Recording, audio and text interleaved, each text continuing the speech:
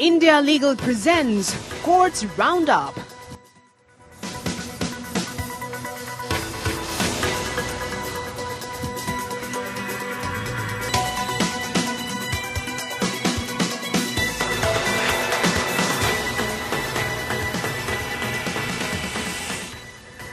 नमस्कार, मैं हूं ज़ायरा। कोर्ट्स राउंडअप में आपका स्वागत है। इस बुलेटिन में अगले आधे घंटे हम आपको कोर्ट से जुड़ी तमाम छोटी बड़ी खबरों से रूबरू करवाएंगे। कोर्ट की कार्रवाई और सुप्रीम कोर्ट से लेकर हाई कोर्ट और लोअर कोर्ट तक के फैसलों को आपके सामने रखेंगे। आगे बढ़ने से पहले एक नजर हेडलाइंस पर। हिजाब मामले पर सुप्रीम कोर्ट में सुनवाई के दौरान याची के वकील ने कहा, प्रतिबंध धार्मिक स्वतंत्रता की अवहेलना है। जस्टिस गुप्ता ने पूछा, इस्लामिक ग्रंथों में क्या हिजाब को बताया गया है जरूरी?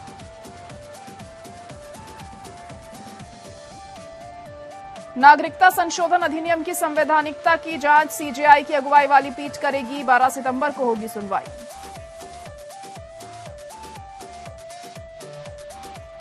ईडब्ल्यूएस आरक्षण मसले पर संवैधानिक पीठ अटॉर्नी जनरल के 3 सवालों पर संवैधानिक बेंच करेगी। 13 सितंबर से सुनवाई। पक्षकार अपने सवाल और दलील भी कर सकते हैं शामिल।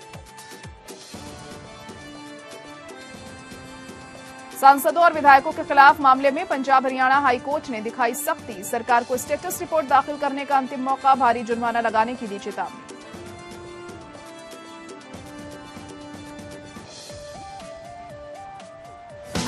India Legal presents Courts Roundup.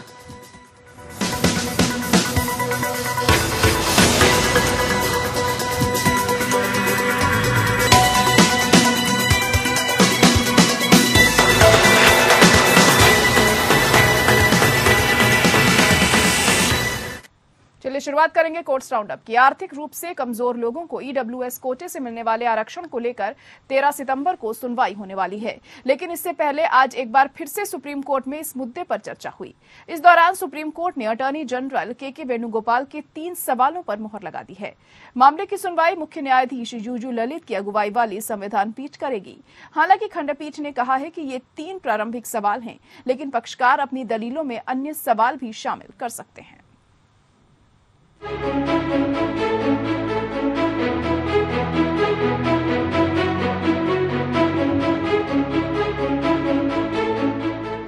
सरकारी नौकरियों और शैक्षणिक संस्थानों में ईडब्ल्यूएस के लिए 10% आरक्षण को चुनौती देने के मामले में सीजेआई जस्टिस यूयू ललित की संवैधानिक पीठ ने मामले की सुनवाई के लिए दिशा निर्देश को लेकर सुनवाई शुरू की। आर्थिक रूप से कमजोर वर्गों के लिए 10% आरक्षण की वैधता को चुनौती देने वाली याचिका पर सुनवाई कर रही सीजेआई जस्टिस ललित की अध्यक्षता वाली संविधान पीठ ने तय किया कि अटॉर्नी जनरल के वेणुगोपाल की तरफ से बताए गए सवालों पर सुनवाई होगी।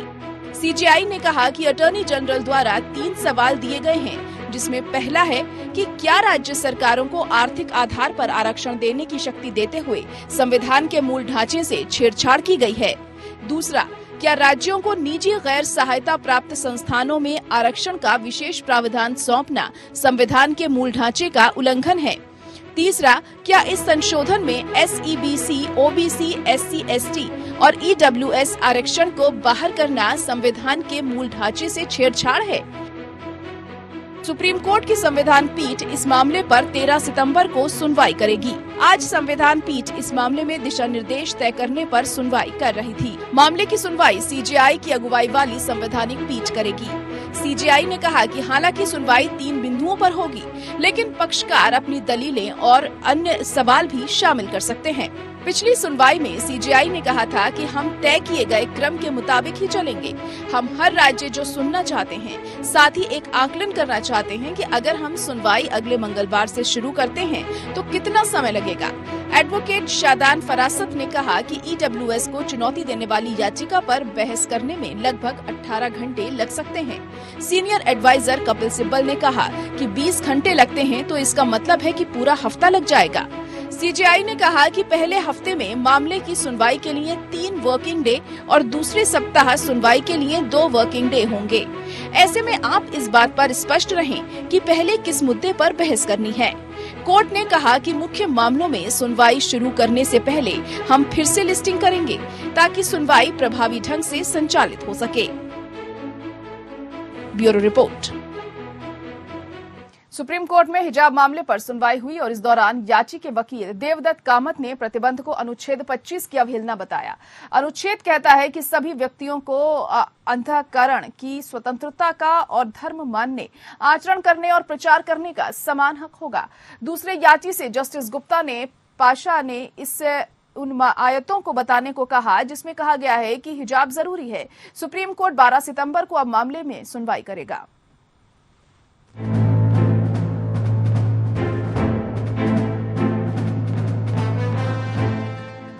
हिजाब मामले पर सुप्रीम कोर्ट में जस्टिस हेमंत गुप्ता की पीठ में सुनवाई शुरू करते हुए याची ऐश तशिफा की ओर से अधिवक्ता देवदत्त कामत ने कहा कि स्कूलों में हिजाब पहनने पर पाबंदी कैसे लगाई जा सकती है। वकील देवदत्त कामत ने कहा, राज्य ने हिजाब पर रोक लगाते हुए इसे ना तो पब्लिक ऑर्डर पर, ना ही नैतिकता या स्वास्थ्य के आधार पर जायज ठहराया है, तो ये एक वैध प्रतिबंध नहीं हो सकता। जस्टिस धुलिया ने कहा कि हिजाब पर तर्क आपके लिए हो सकता है अगर आप इसे एक धार्मिक प्रथा के रूप में लेते हैं। कामत ने कहा कि नहीं, हम इसे धार्मिक प्रथा के रूप में नहीं ले रहे हैं। हर धार्मिक प्रथा जरूरी नहीं हो सकती है, लेकिन इसका मतलब ये नहीं है कि राज्य इसे प्रतिबंधित कर दे, वो भी तब जब वो सार्वजनिक व्यवस्था, नैतिकता या स्वास्थ्य के लिए खराब ना हो। हिजाब को लेकर सरकारी आदेश ने तो सार्वजनिक व्यवस्था का ही हवाला दिया है। कामत ने कहा कि शासनादेश के तहत हिजाब पहनने वाली लड़कियों को स्कूलों में प्रवेश नहीं दिया गया है। जस्टिस गुप्ता, ये मौलिक अधिकार का उल्लंघन नहीं है। ये सकारात्मक अधिकार नहीं बल्कि नकारात्मक अधिकार है जिसका आप दावा करना चाहते हैं। कामत ने कहा, अनुच्छेद 25 के अधिकारों को नकारात्मक अधिकारों के दायरे में नहीं किया जा सकता। ये अधिकारों को सार्थक बनाती है। उन्होंने कहा कि धर्मनिरपेक्ष गतिविधियों को नियंत्रित करने के लिए राज्य कानून बना सकता है। शिक्षा का अधिकार अधिनियम एक सामाजिक कल्याण का कानून है, फिर भी हिजाब को प्रतिबंधित किया गया है। उन्होंने कहा, कर्नाटक सरकार का आदेश अनुच्छेद 25 की अवहेलना है। कामत ने कहा है कि सवाल है कि क्या हिजाब पर प्रतिबंध समाज में एक रूपता लगाने का आधार हो सकती है? क्या हिजाब अनुशासन का उल्लंघन करता है? कामत ने पूछा, क्या हेड स्कार्फ पहनने पर कानून के तहत कोई पाबंदी है? जस्टिस धुलिया ने कामत से पूछा कि आपके अनुसार अनुच्छेद 25 में आवश्यक धार्मिक प्रथा को नहीं देखा जाना चाहिए। कामत ने जवाब देते हुए कहा कि इसके लिए हमें पहले ये देखना होगा कि क्या ये एक वैध संवैधानिक प्रतिबंध है। देवदत्त कामत ने अपनी दलील पूरी की। याचिकाकर्ताओं में से एक के लिए पेश वकील निजाम पाशा ने भी इस मामले को बड़ी बेंच के सामने भेजने की मांग रखी। जस्टिस गुप्ता ने पाशा से पूछा कि आप कह रहे हैं कि हिजाब के लिए कोई अस्थायी सजा नहीं है, ये कहां से आया? वहीं नमाज, ज़कात आदि के लिए कोई अस्थायी सजा नहीं है, तो हिजाब बहुत निचले पायदान पर है, ये कैसे अनिवार्य हो सकता है? पाशा ने कहा कि ये सब ईश्वर का वचन है और ईश्वर के वचन में विश्वास है। जस्टिस गुप्ता ने पाशा से उन आयतों को बताने को कहा जिसमें कहा गया है कि हिजाब जरूरी है। पाशा ने कुरान में खिमार शब्द के बारे में बताया जिसे भारतीय संदर्भ में हिजाब का उपयोग किया जाता है। पाशा ने अपनी दलील पूरी कर ली। कोर्ट ने वकील सलमान खुर्शीद से पूछा कि आप अपनी दलील के लिए कितना समय लेंगे। खुर्शीद ने कहा कि सोमवार को आधे घंटे में अपनी दलील पूरी कर लेंगे। सुप्रीम कोर्ट अब 12 सितंबर को मामले की सुनवाई करेगा। Bureau report.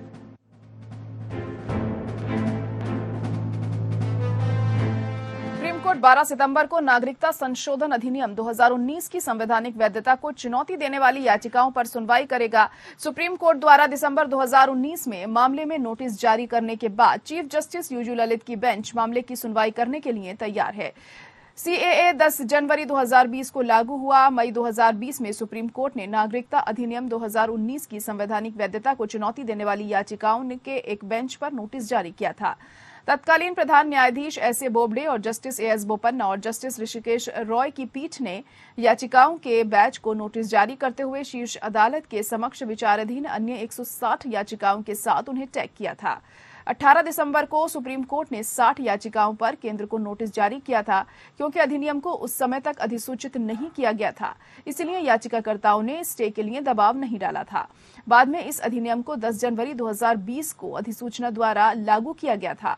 याचिकाकर्ताओं ने इस बात पर प्रकाश डाला है कि इसी तरह से पाकिस्तान के अहमदिया, म्यांमार के रोहिंग्या, श्रीलंका के तमिलों जैसे सताए गए समूहों को अधिनियम के दायरे में नहीं लाया गया है। बहिष्करण विशुद्ध रूप से धर्म से जुड़ा हुआ है और इसीलिए यह अनुच्छेद 14 के तहत एक अभेद्य वर्गीकरण है। याचिकाकर्ताओं ने आगे कहा कि धार्मिक पहचान के साथ नागरिकता को जोड़ना भारतीय गणराज्य की धर्मनिरपेक्ष नींव को हिलाता है। असम के कुछ याचिकाकर्ताओं का तर्क है कि अधिनियम 1986 के असम समझौते का उल्लंघन करता है। 1985 के असम समझौते के अनुसार 24 मार्च 1971 के बाद जो भी बांग्लादेश से असम में दाखिल हुए थे उन्हें अवैध प्रवासी माना जाता है। राज्य से अवैध प्रवासियों को निष्कासित करने की मांग करते हुए असम समूहों के नेतृत्व में कई वर्षों के आंदोलन में समझौते का प्रवेश किया गया था।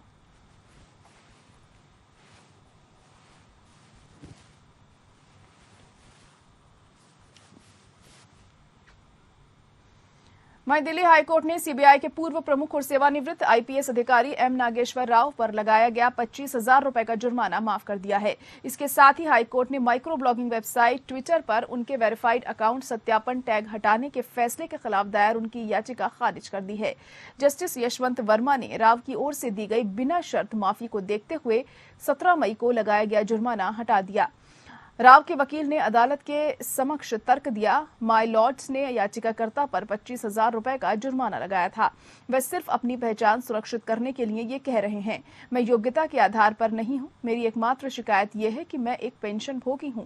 याचिका खारिज करते हुए न्यायालय का विचार था कि राव को वेरिफिकेशन के लिए फिर से आवेदन करने की स्वतंत्रता देकर 7 अप्रैल 2022 के आदेश के द्वारा समान प्रार्थनाओं के साथ याचिका का निपटारा किया गया। राव ने ये कहते हुए हाईकोर्ट का रुख किया कि ट्विटर पर उनके अकाउंट में ब्लू टिक है, लेकिन मार्च 2022 में इसे हटा दिया गया। खारिज कर दी गई याचिका में केंद्र से मंत्रालय के भीतर एक या एक से अधिक अनुपालन और शिकायत अधिकारियों को नामित करने या विशेष रूप से सोशल मीडिया प्लेटफॉर्म जैसे ट्विटर, एफबी, इंस्टाग्राम आदि के उपयोगकर्ताओं की शिकायतों को संभालने के लिए निर्देश देने की मांग की गई थी, ताकि यूजर्स की पहचान के सत्यापन सहित कानून और नियत, ताकि आम जनता को अनावश्यक उत्पीड़न का शिकार न होना पड़े।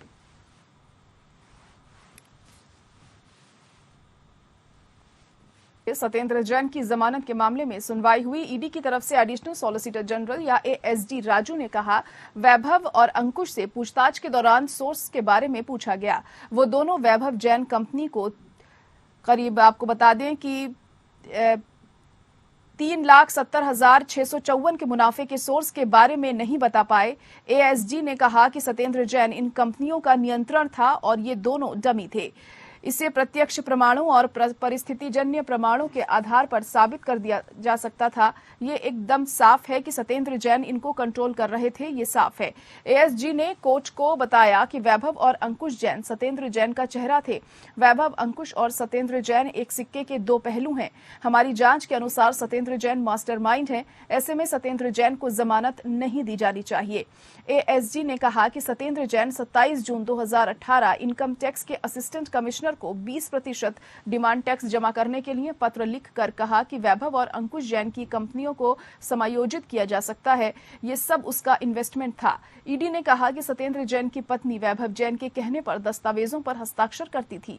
इससे साफ है कि वैभव जैन विश्वासपात्र व्यक्ति था। कोर्ट ने कहा कि क्या आप ये कह रहे हैं कि उन्होंने अपनी ही कंपनी के पैसे की लॉन्ड्रिंग की है? अपनी कंपनियों को धोखा दिया जाता है और आपकी शिकायत में कंपनी को ही आरोपी बनाया गया। वह उन पैसों की लॉन्ड्रिंग कर रहे थे जिससे उनके साथ ही धोखाधड़ी की गई थी। कोर्ट ने ईडी से पूछताछ में पूछा कि सत्येंद्र जैन के मंत्री बनने के बाद अगर कोई फैसला लिया तो वह अपराध हो सकता है, लेकिन 2010 में आप पार्टी में शामिल होने से पहले अगर कोई फैसला लिया गया है तो वह अपराध कैसे हो सकता है? इसके अलावा कोर्ट ने यह भी पूछा कि क्या जिस अपराध की शिकायत में इस मामले में दर्ज नहीं है उस पर जमानत के दौरान बहस की जा सकती है। एएसडी ने जवाब देते हुए कहा कि हमें आरोप पत्र में बाध्य नहीं किया गया है। यह आरोप तय होते समय बदल सकता है। ऐसे में हमें सीबीआई के आरोप पत्र के साथ बने रहने की जरूरत नहीं है। आज ईडी ने अपनी दलील पूरी की। 13 सितंबर को सत्येंद्र जैन की ओर से जमानत पर वकील अपनी दलील रखेंगे। योग गुरु बाबा रामदेव के पतंजलि अनुसंधान संस्थान ने भारत में समग्र एकीकृत औषधीय प्रणाली को अपनाने की मांग करते हुए एडवोकेट अश्विनी उपाध्याय द्वारा दायर जनहित याचिका का समर्थन करते हुए दिल्ली हाईकोर्ट का रुख किया। चीफ जस्टिस सतीश चंद्र शर्मा और जस्टिस सुब्रमण्यम प्रसाद की खंडपीठ को पतंजलि के वकील ने सूचित किया कि जनहित याचिका में की गई प्रार्थना के समर्थन में हस्तक्षेप आवेदन किया गया। ये देखते हुए कि हस्तक्षेप आवेदन रिकॉर्ड में नहीं है, बेंच ने पतंजलि के वकील को 1 सप्ताह की अवधि के भीतर इसे रखने के लिए कदम उठाने के लिए कहा। दूसरी ओर केंद्र ने अदालत को सूचित किया कि उसने याचिका का जवाब दाखिल कर दिया है। साथ ही केंद्र ने कहा कि जनहित याचिका प्रतिकूल नहीं है। अब इस मामले की सुनवाई 11 नवंबर को होगी। ये मामला है कि मेडिकल एजुकेशन को सुरक्षित करने के लिए एलोपैथी, आयुर्वेद, योग, प्राकृतिक मेडिकल, यूनानी, सिद्ध और होम्योपैथी के अलग अलग तरीके की बजाय रोगियों को दिया जाने वाला मेडिकल उपचार समग्र होना चाहिए और इसमें सभी ब्रांच के कोर्स भी शामिल होने चाहिए। याचिकाकर्ता ने जोर देकर कहा कि इस मामले में सरकार के संवैधानिक दायित्व शामिल हैं। याचिका में कहा गया आधुनिक मेडिकल कॉलेज डॉक्टर और स्वयं के आला तक की सीमित रह गए हैं, जिसने उन्हें अन्य औषधीय प्रथाओं के ज्ञान का लाभ उठाने के लिए प्रतिबंधित कर दिया है। इस प्रकार अन्य मेडिकल आहारों का उपयोग करके रोगग्रस्त व्यक्तियों को लाभ नहीं पहुंचा सकते। इसके अलावा उनकी प्रैक्टिस के संबंध में स्थापित प्रावधान उन्हें अन्य दवाओं का उपयोग करने की अनुमति नहीं देते। अधिकतम स्वास्थ्य लाभ प्रदान करने के लिए औषधीय प्रणाली है। अब से उन डॉक्टरों को सक्षम करने के लिए एकीकृत औषधीय प्रणाली स्थापित करने की अत्याधुनिक आवश्यकता है, जो अन्य डोमेन की दवाएं लिखने के इच्छुक हैं। केंद्रीय स्वास्थ्य और परिवार कल्याण मंत्रालय, आयुष मंत्रालय, महिला एवं बाल विकास मंत्रालय, गृह मंत्रालय और कानून और न्याय मंत्रालय इस मामले में प्रतिवादी हैं।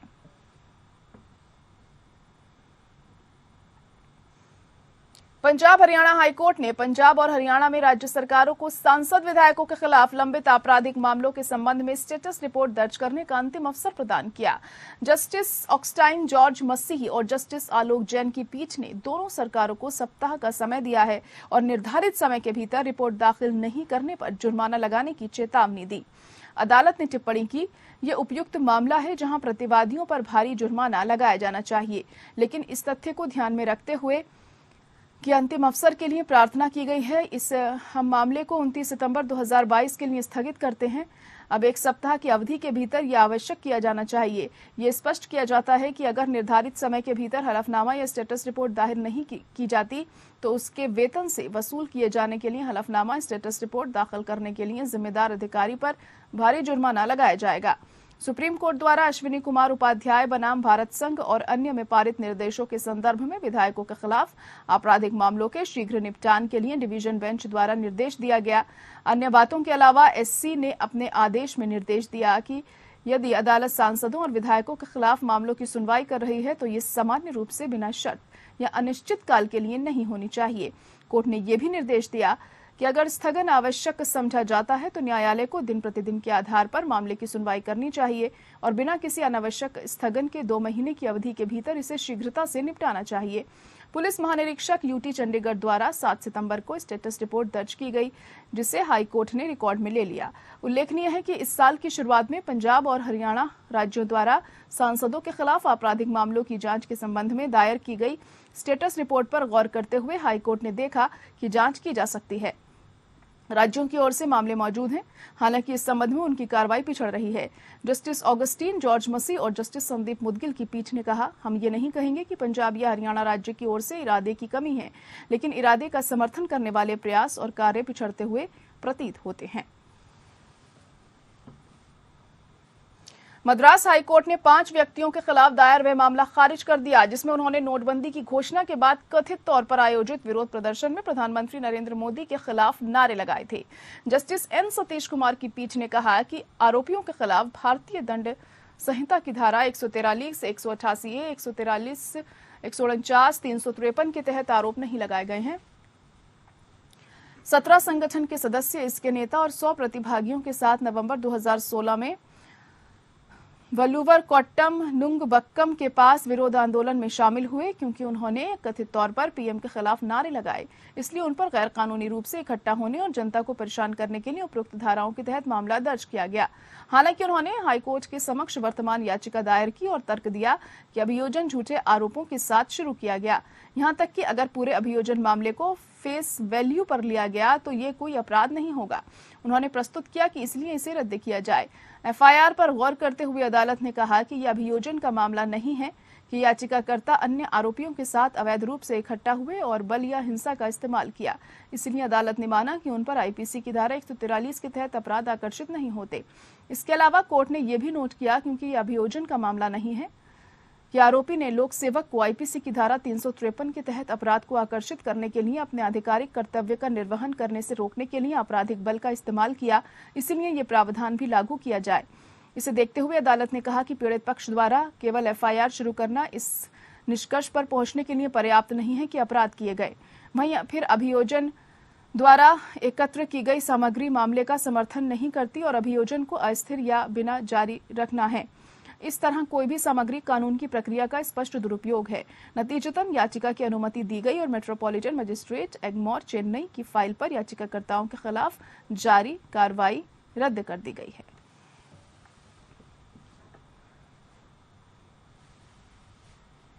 और इसी के साथ कोर्ट्स राउंड अप में इतना ही। मुझे दीजिए इजाजत। नमस्कार। India Legal presents Courts Roundup.